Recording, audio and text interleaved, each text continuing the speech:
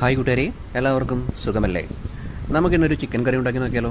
അതും ഉരുളക്കിഴങ്ങൊക്കെ ഇട്ട് തക്കാളിയൊക്കെ ഇട്ട് ഒരിത്തിരി ചാറൊക്കെ ആയിട്ട് ഒരു റോസ്റ്റ് പോലെ അല്ലെങ്കിൽ നല്ല കുറുകിയ ചാറൊക്കെയുള്ള ഒരു ചിക്കൻ കറി. അപ്പോൾ എന്തൊക്കെ സാധനങ്ങൾ ആവശ്യമാണെന്ന് നോക്കൂ. ചിക്കൻ മസാലപ്പൊടി, അതേപോലെ ഗരം മസാലപ്പൊടി, തക്കാളി, ഇഞ്ചി, വെളുത്തുള്ളി, പിന്നെ സവാള, മുളക് പൊടി, പിന്നെ നമ്മളിതിലേക്ക് സ്പെഷ്യലായിട്ട് ചേർക്കണമെന്ന് വെച്ചാൽ കസൂരി മേത്തി മാത്രമാണ്. അത് ആവശ്യമുണ്ടെങ്കിൽ മാത്രം ചേർത്താൽ മതി. അതൊരു ഓപ്ഷനിൽ മാത്രമാണ് കേട്ടോ. കാരണം വെച്ചിട്ടുണ്ടെങ്കിൽ അത് ചേർത്ത് കഴിയുമ്പോഴത്തേക്കും കറിക്ക് ഒരു പ്രത്യേക രുചിയും മണമൊക്കെ ഉണ്ടാകും.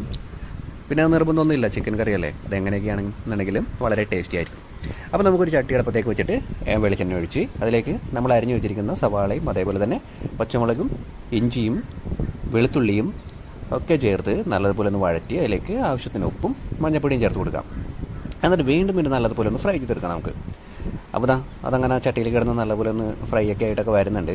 ഇനിയിപ്പോൾ ഒന്ന് മരിഞ്ഞ് കഴിയുമ്പോഴത്തേക്കും നമുക്ക് അതിലേക്ക് ആവശ്യത്തിന് മുളക് പൊടി ഇട്ട് കൊടുക്കാം. മുളക് പൊടിയൊക്കെ ഒന്ന് നോക്കിയിട്ടൊക്കെ ഇട്ട് കൊടുക്കണം.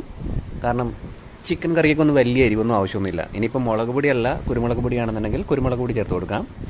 അങ്ങനെ അപ്പോൾ മുളക് പൊടിയോ കുരുമുളക് പൊടിയോ ചേർത്തതിന് ശേഷം കുറച്ച് ഗരം മസാലപ്പൊടിയും ഒരല്പം ചിക്കൻ മസാലയും ഇത് രണ്ടും കൂടി മിക്സ് ചെയ്ത് ചേർക്കുക. അതാകുമ്പോഴത്തേക്കും ഒരു പ്രത്യേക ടേസ്റ്റ് തന്നെ ആയിരിക്കും അത്.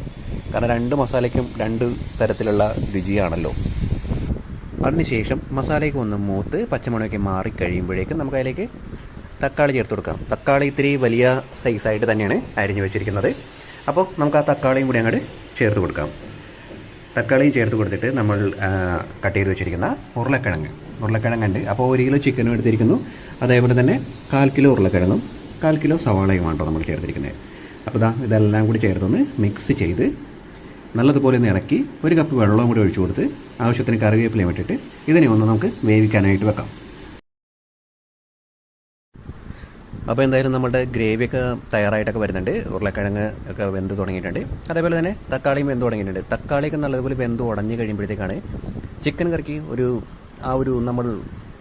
നമ്മൾക്ക് ഇഷ്ടപ്പെടുന്ന ഒരു ഗ്രേവിയുടെ ഒരു രുചി ഉണ്ടല്ലോ, നമ്മൾ ഈ ഹോട്ടലിൽ നിന്ന് കഴിക്കുമ്പോഴൊക്കെ ഉള്ളത്. അത് പൊതുവെ ഉണ്ടാക്കുന്നതെന്ന് പറഞ്ഞിട്ടുണ്ടെങ്കിൽ അത്രയ്ക്ക് തിക്നെസ് ആയിട്ടുള്ള ഗ്രേവി ഉണ്ടാക്കുന്നതിൻ്റെ പരിപാടി എന്ന് പറഞ്ഞിട്ടുണ്ടെങ്കിൽ ഇതേപോലെ തന്നെ ഉരുളക്കിഴങ്ങ് വെന്ത് പൊടിച്ചതിന് ശേഷം ഇത് ചേർക്കും. അതാണ് അത്രയ്ക്ക് തിക്നെസ് ആയിട്ടുള്ള ഗ്രേവിയൊക്കെ ആയിട്ടൊക്കെ തോന്നുന്നത്. പക്ഷെ നമ്മളതൊന്നും ചെയ്യുന്നില്ല, നമ്മൾ ജസ്റ്റ് ഇത് കഴിക്കാൻ വേണ്ടി മാത്രമല്ലേ. അപ്പോൾ അതുകൊണ്ട് നമുക്ക് അത്രയ്ക്ക് വലിയ ഗ്രേവിയൊന്നും ആവശ്യമില്ല. അപ്പോൾ നമ്മളുടെ ഉരുളക്കിഴങ്ങും തക്കാളിയും അതേപോലെ തന്നെ സവാളയും ഒക്കെ ഒന്ന് നല്ലതുപോലെ ഒന്ന് വെന്തിട്ടുണ്ട്. ഇനി നമുക്ക് അതിലേക്ക് ചിക്കൻ ചേർത്ത് കൊടുക്കാം. കാരണം ഈ ചിക്കൻ ലാസ്റ്റ് ചേർക്കണം എന്ന് പറഞ്ഞിട്ടുണ്ടെങ്കിൽ ഒന്നാമത്തെ കാര്യം എന്ന് വെച്ചിട്ടുണ്ടെങ്കിൽ ചിക്കൻ വേവ് വളരെ കുറവാണ്.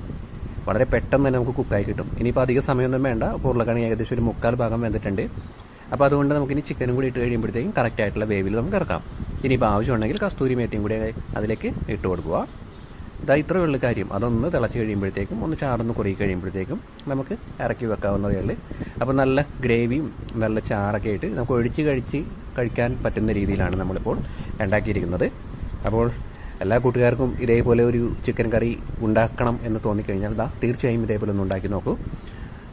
എന്തായാലും നിങ്ങൾക്ക് ഇത് ഇഷ്ടമാകും. കാരണം വെച്ചിട്ടുണ്ടെങ്കിൽ നമുക്ക് ചപ്പാത്തിക്കോ പൊറോട്ടയ്ക്കോ അല്ലെങ്കിൽ ചോറിനൊപ്പമോ ഇനിയിപ്പോൾ ബ്രെഡിനൊപ്പമോ എന്തിനു വേണമെങ്കിലും ഒപ്പവും നമുക്ക് ഇതിൻ്റെ ഗ്രേവിയും കൂട്ടി കഴിക്കാവുന്നതേ ഉള്ളൂ. അപ്പോൾ ഇത്രയൊക്കെ ഉള്ളൂ ഒരു സാധാരണ രീതിയിൽ ഒരു ചിക്കൻ കറിയൊക്കെ ഉണ്ടാക്കാനായിട്ട് ഉള്ള രീതി. അപ്പോൾ എന്തായാലും നിങ്ങളും ഒരിക്കൽ ഇതൊന്ന് പരീക്ഷിച്ച് നോക്കൂ. തീർച്ചയായും നിങ്ങൾക്കും ഇഷ്ടമാകും. സ്നേഹത്തോടെ ഹലു.